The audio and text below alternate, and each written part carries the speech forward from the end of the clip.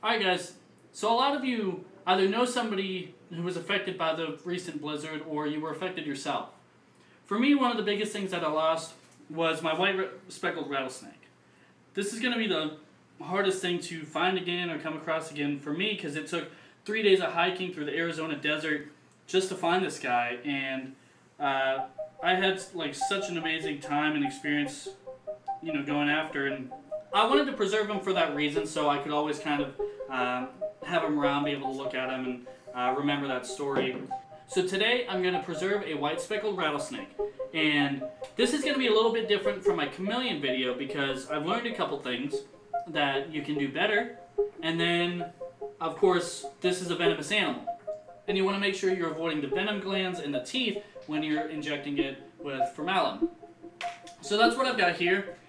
Previously I also had the alcohol, but I learned for about 4 months you want to let them sit in the formalin to seal the outside, and then you can switch them to the isopropyl alcohol, and you can actually reuse that formalin that you used before. We'll get into that later. But for now, let's go ahead and open this up, and then we're going to start injecting him and filling him up.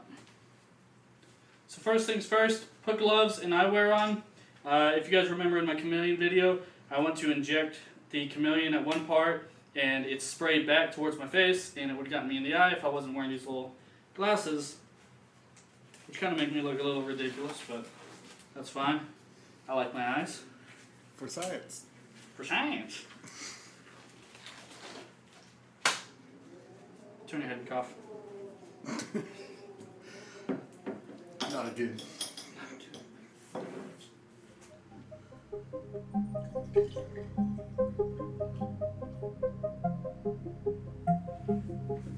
Now I like pulling from the jar because it's a lot easier to use your needle with it because it's right there.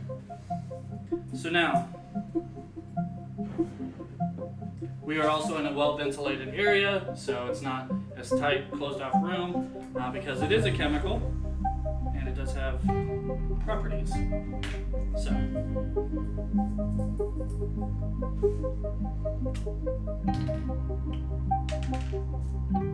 little needle, just an insulin needle. Grab it from Walgreens, and it's pretty basic. You just pull. It's pretty basic. You just pull.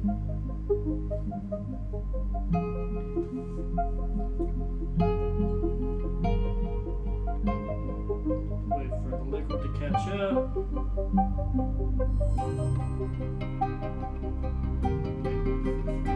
And then you start injecting. I like to start from the tail and go up because as you fill up towards a cloaca, some can start dripping out just a little bit from there.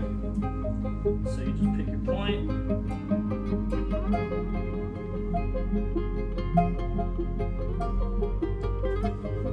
Now, of course, I've let this animal thaw out from being frozen, and you want to inject them to where they're slightly swollen because you want them to be full on the inside of this formalin.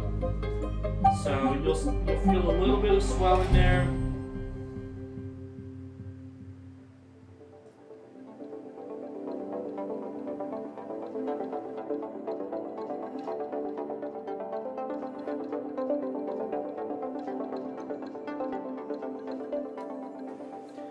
Now, you got to be careful about exactly where you put the needle because if you hit the spine, you're likely to bend the needles. That's why I have a whole pack. So you have your venom glands on each side here. You have your brain.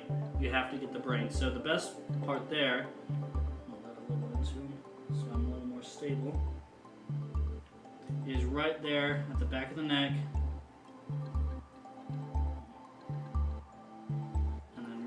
Right there into the skull. Inject it there. And I've filled up his head basically in one go there because he is such a tiny snake. Now you do see at some of these other points that he's getting full enough to where in certain areas that some's coming out. That's fine.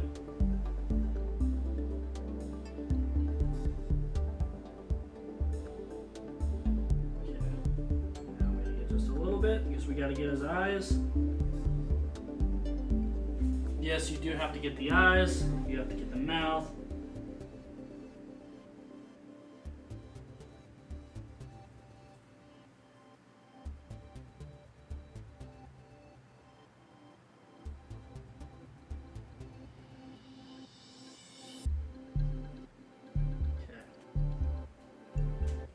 getting to the point. I just put some in there. We have some leaking out there. So he's getting pretty full. This one's a pretty quick process. And you'll feel he's a little tense, so I got a little wrinkle there. You could use some there. And right there. And you see how he's swollen all the way up to his neck?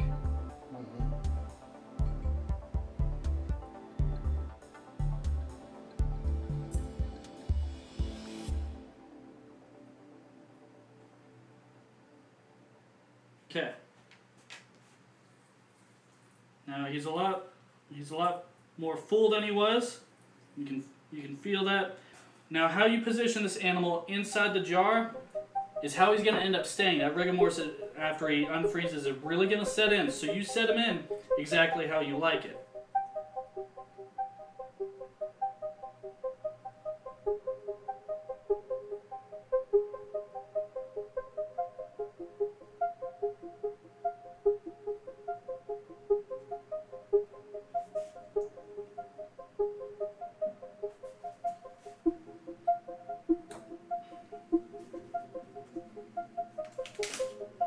Now he's going to sit in there just like that for 4 months. I like that angle on it. That way you can know which side of the shelf he will sit on. Gorgeous looking animal. I was sorry to lose him, but I'm really happy I have him preserved. Anyway guys, that's a quick video of me preserving a speckled rattlesnake. If you do preserve any sort of venomous animals, you watch out for those teeth. You don't put your hand near its head. The back of the neck is as far as I'll go. I don't even do the top of the head. You can do it just fine without it. Use your needle as kind of a stabilizing. You can get everywhere in the head using just a needle, which I'm going to cap off properly. And you can reuse these. Just make sure that your diabetic grandmother doesn't come over and use the one that you use. Mark them or something. So anyway guys, he's going to sit in this for 4 months with this formalin. Now, during that time, rigor mortis will set in. The formalin might get a little cloudy. That's okay, because that formalin you can use on the inside of your next animal for its wet specimen. So after 4 months, you just take the formalin out, you put it in another jar, you can put it back in the container because that eventually goes on the inside, and then you can switch to the 70% isopropyl alcohol.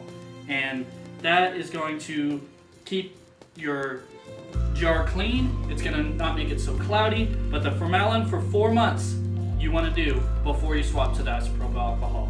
Guys, if you have any questions, comment them down below. I'll be happy to answer them. I'm also going to link a couple of my favorite people who do wet specimens, so definitely check out their stuff. They inspire me all the time. But this one, I can't even sell this because it's an Arizona species.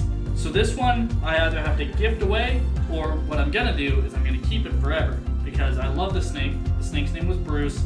He's got an amazing story behind him, and he's gonna be on my shelf forever. So guys, thanks so much for watching. Like, comment, subscribe, all that stuff really helps out. I appreciate you watching, and I'll see y'all next guy. Damn it. But until next time, I'll see you guys later.